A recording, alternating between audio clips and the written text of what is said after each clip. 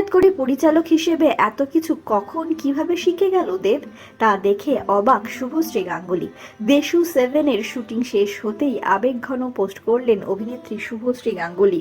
দেবের উদ্দেশ্যে খোলা চিঠি লিখলেন রাজ চক্রবর্তীর স্ত্রী শুভশ্রী।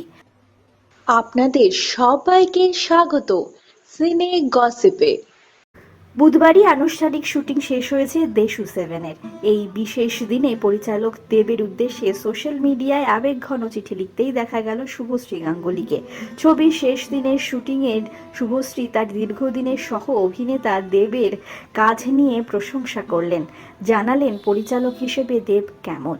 বন্ধুরা, অভিনেত্রী লেখেন, আমরা দুজনে প্রায় একই সময় আমাদের কেরিয়ারের যাত্রা শুরু করেছিলাম, কিন্তু এই ছবির অভিজ্ঞতা ছিল একেবারেই আলাদা, কারণ এটি তোমার প্রথম পরিচালিত ছবি এবং সেখানে তোমার চিন্তা ভাবনার রূপ পেতে দেখেছি। সত্যি বলতে শুরুতেই আমি কিছুটা ঈর্ষান্বিত বোধ করছিলাম।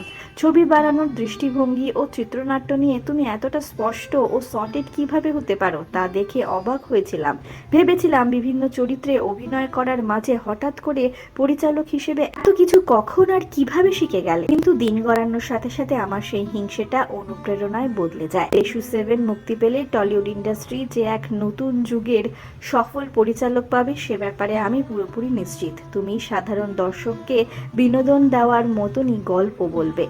চিঠির শেষে শুভশ্রী গাঙ্গুলি লেখেন, তোমার জন্য গর্ব হয়। পরিচালক হিসেবে তোমার ভবিষ্যতের পথ চলার জন্য অনেক শুভকামনা রইল। দুর্গাপুজোয় মুক্তি পাবে দেশু 7। এই ছবিতে গুরুত্বপূর্ণ চরিত্রে রয়েছেন অরিন্বার ভট্টাচার্য। দেশু 7 নিয়ে আপনারা কতটা এক্সাইটেড জানাতে ভুলবেন না। আমরা হলাম সিনে গসিপ। জুড়ে থাকুন আমাদের সঙ্গে, সাবস্ক্রাইব করুন আমাদের এই ইউটিউব চ্যানেলটি।